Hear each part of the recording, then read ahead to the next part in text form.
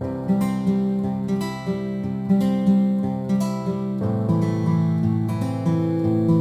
afternoon and welcome to another edition of the Schools and Agents Bulletin, a post-run version of the Schools and Agents Bulletin. I apologize for that, but again, it needs to be done. Anyway, last week I spoke to you about what students expect to see on social media, and I received a lot of messages from schools, especially from schools, but also from some other industry partners, asking me about, what can I do in order to make sure that I have a strategy? And I decided to come this week and talk to you about this because this is a question that I often receive, and it is a pain point for people in our industry, and understandably so. The reason being that obviously schools, industry partners are busy focusing on the main scope of their business. So when it comes to schools, obviously the main scope of their business are the students. When it comes to industry partners, service providers, in that case, they have other business scopes. Very often it could be the schools themselves. Sometimes it could be the students themselves. And what tends to happen is that because we would be super focused on one aspect, what we know best, we tend to ignore other aspects. And when it comes to social media, people sometimes forget or ignore or fail to have a strategy. And this is where today's video comes in. So today I just want to talk to you about how we can come in to help you when you struggle.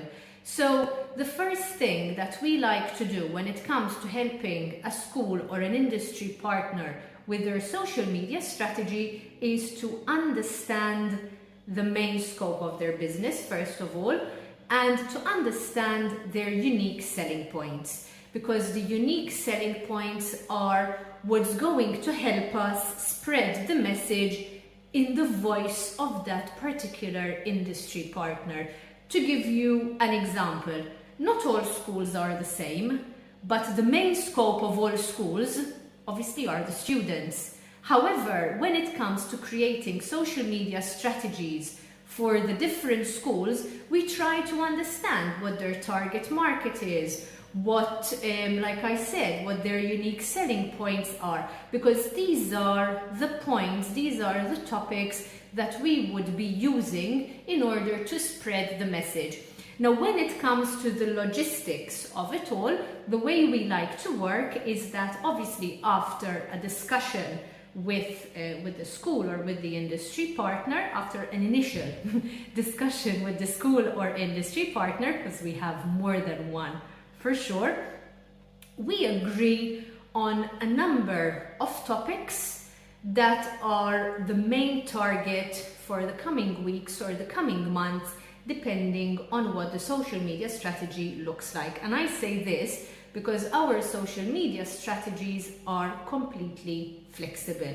They depend on the school's budget, they depend on the school's resources, how many photos, how many videos they have, or how many of them they can produce, whether they just want social media, whether they want help with other digital marketing aspects, which obviously I will not go into today. But after an initial discussion to understand the needs of that particular school or industry provider, then we come up with targets. Depending on those targets, for X number of weeks, we come up with a strategy.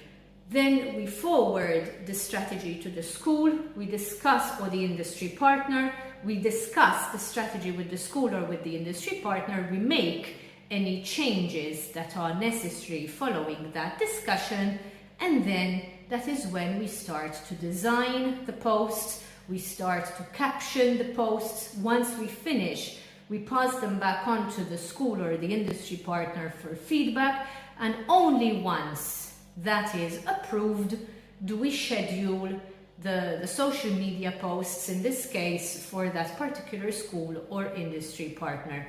When it comes to scheduling, we work in different ways with different people, again, depending on their needs. For example, we have schools or industry partners who give us access to their different social media platforms, and once they approve the posts, we take care of scheduling everything in, so they don't even have to think about it.